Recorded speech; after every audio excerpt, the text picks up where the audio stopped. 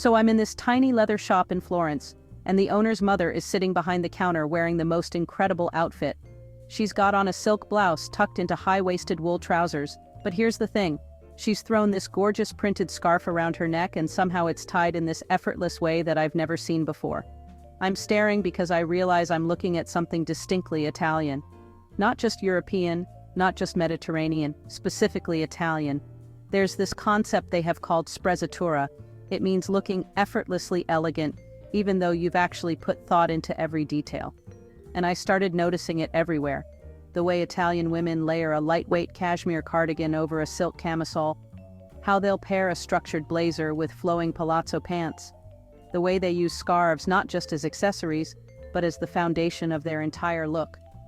There's something about Italian style that you literally cannot replicate anywhere else in the world. And today I'm going to show you exactly what that is, and how you can bring that authentic Italian elegance into your own wardrobe. Let me tell you about Italian women and scarves, because this is where everything starts to make sense. In Italy, a scarf isn't just an accessory, it's a tool of transformation. I watched this woman in Rome take the exact same outfit, navy trousers and a white button-down, and wear it 3 different ways over 3 days just by changing her scarf.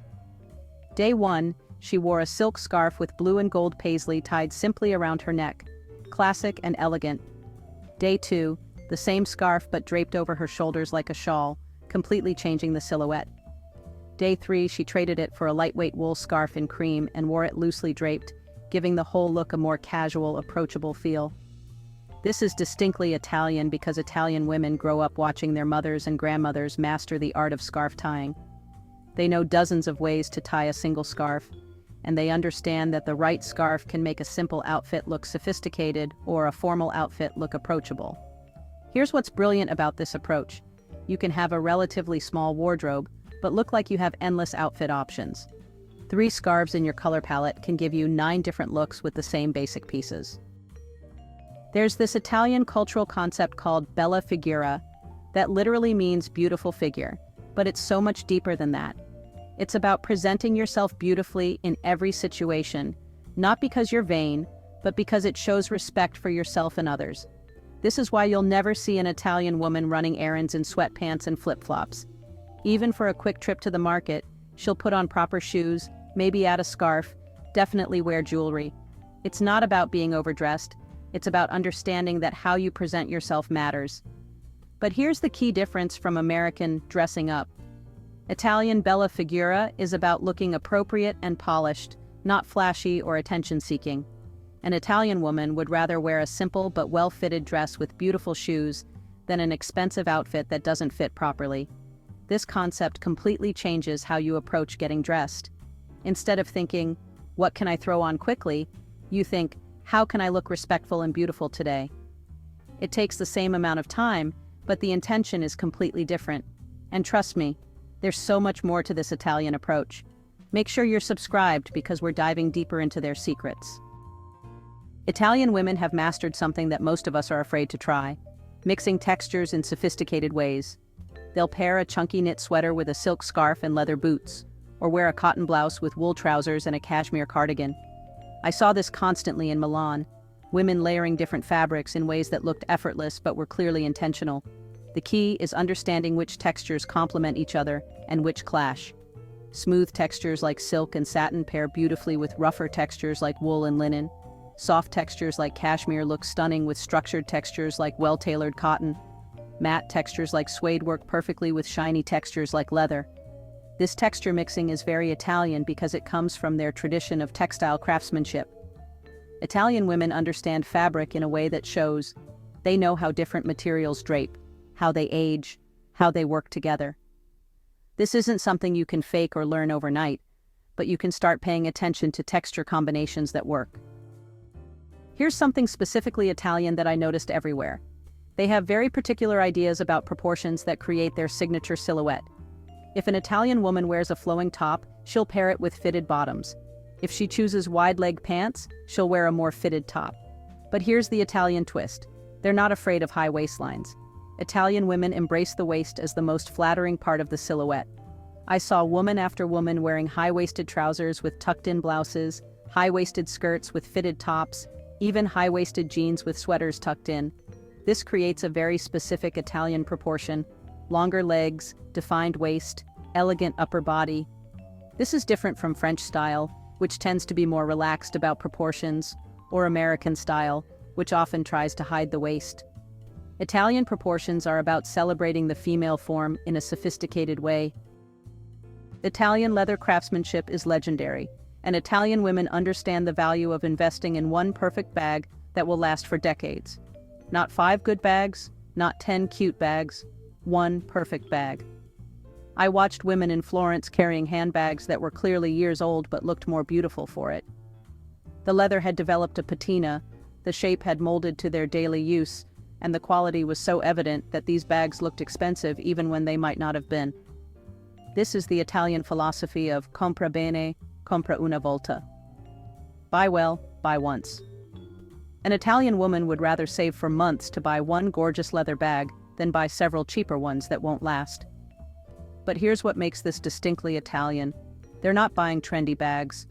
They're buying classic shapes and quality leather that will look appropriate in 10 years. A structured handbag in beautiful brown leather, or a soft shoulder bag in rich black. Shapes that work with everything, colors that go with their personal palette. This Italian concept of sprezzatura is probably the most important thing to understand about Italian style. It's about looking effortlessly elegant while actually putting careful thought into every detail. An Italian woman might spend 20 minutes getting her scarf to look like she just casually threw it on. She might try on 5 different necklaces to find the one that looks the most natural with her outfit. She understands that true elegance looks effortless, but requires effort. This is the opposite of American trying too hard or French undone style. Italian sprezzatura is about mastering the details so well that they look natural. It's about having such a clear sense of your own style that your choices seem inevitable rather than calculated. You can start incorporating sprezzatura by paying attention to the small details. How does your scarf lay? Are your sleeves the right length? Does your jewelry complement your outfit or compete with it? These tiny adjustments can make the difference between looking put together and looking effortlessly elegant. Italian women have a very specific approach to color that's rooted in their landscape and culture. They gravitate toward rich, earthy tones that reflect the Italian countryside: olive greens, warm browns, deep burgundies, creamy whites, golden yellows. But here's what makes it distinctly Italian. They're not afraid of depth and richness in their colors. Where other cultures might choose pale pink, an Italian woman chooses deep rose. Where others might choose light blue, she chooses navy or teal. This creates a sophisticated palette that photographs beautifully and ages well. These aren't trendy colors that will look dated in 5 years. They're timeless colors that work in any decade. Italian women also understand the power of neutrals, but their neutrals are warm and rich. Cream instead of stark white, camel instead of beige, charcoal instead of gray. These warmer neutrals are more flattering to most skin tones and create a more sophisticated overall look.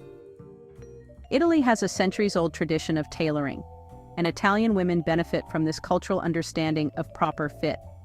They know that even inexpensive clothes look elegant when they fit properly, and expensive clothes look cheap when they don't fit well. Italian women have relationships with tailors the way we have relationships with hairdressers. It's not a luxury, it's a necessity. They understand that spending 50 euros to alter a jacket is smarter than spending 500 euros on a jacket that doesn't fit properly. This tailoring tradition means Italian women understand the fundamentals of good fit in ways that we're still learning. They know exactly where a jacket should hit on their torso, how long sleeves should be, where pants should break on their shoes. This knowledge is passed down through generations and creates that distinctly Italian polish.